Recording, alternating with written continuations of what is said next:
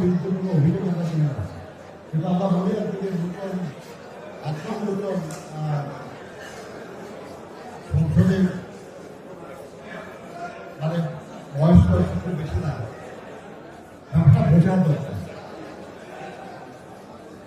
আপনার জুলাই জাতীয় সনদ যেটা সবাই স্বাক্ষর করেছে, আপনার দেখেছেন যে জাতীয় সংসদের দক্ষিণ প্লাজায় একটা পাবলিক মিটিং হয়েছে, সাংবাদিকদের সামনে প্রধান উপদেষ্টা সহ সব রাজনৈতিক দল জুলাই জাতীয় সনদে দস্তখত করেছে। প্রথম থেকে এনসিপি করে নাই, কিন্তু পরে তারাও করেছে। এই সনদে যা লেখা আছে এটা তারা মানতে চাচ্ছে না, তার তো হবে না। আমরা সবাই মিলে একমত হয়ে একটা ডকুমেন্টে দস্তখত করলাম, তারপরে এটা মানব না, এটা তো হয় না, হতে পারে না।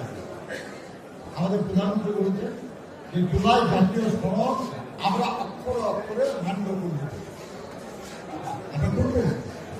কিন্তু সনদে যা বলা আছে এটা কার্যকর করতে হলে এটার জন্য আপনার বিল উপস্থাপন করে জাতীয় সংসদে প্রধান মেজরিটি দিয়ে সেটা অনুমোদন করতে হবে।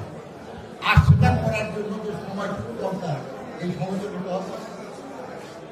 আপনার একটা বিল করার অনেক প্রসিডিওর আছে, ল মিনিস্ট্রিতে ড্রাফট হয়, তারপরে এটা পেশ হয়, সংসদে পেশ হওয়ার পরে এটা স্থায়ী কমিটিতে যায়, সেখান থেকে পরামর্শ নিয়ে আসে, তারপরে না আপনি সংসদ অনুমোদন করেন, তাই না? আমরা এই সংসদ দায়িত্ব নেওয়ার পরে 100-র বেশি অধ্যাদেশ যেটা অন্তর্বর্তীকালীন সরকার সময় হয়েছে সেগুলো রাষ্ট্রের সম্পর্কে একটা একটা করে সেটা পাস করতে অনেকদিন সময় করে দিচ্ছে। এবং ওটা যদি নির্দিষ্ট সময় করতে অনুমোদন না করা যায় তাহলে ওটা বাতিল হয়ে যায়। এটা হলো আমাদের সংবিধানের নিয়ম। ফলে ওইটা তাড়াতাড়ি করতে হয়েছে, এটা করতে যাওয়ার সময় গেছে। এটা যদি তারা না বুঝতে চায় তা তো হবে। সংসদের সদস্য যারা হবে তার মধ্যে সংসদীয় নিয়ম না বুঝতে চায়, আইন না বুঝতে চায়, তা তো হবে। এটা বিশৃঙ্খলার সৃষ্টির চেষ্টা হবে। আমরা ওদের কিন্তু দুশ্চিন্তা করতেছি না। আল্লাহ মেহরবানিতে বিএনপির সমর্থন আছে যথেষ্ট। আমরা কেউ কিন্তু আমরা অনুরোধ করব যে বিষয়টা বোঝার চেষ্টা করব, সহযোগিতা।